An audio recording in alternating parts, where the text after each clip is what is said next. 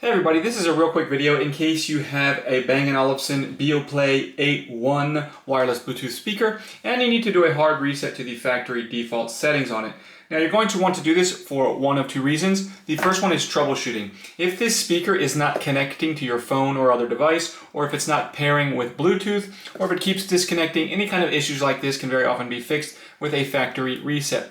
Now the second reason you might want to do this is if for whatever reason you just want to wipe and delete all of the pairing history off of this speaker so that you can set it up like you're setting it up new coming out of the box.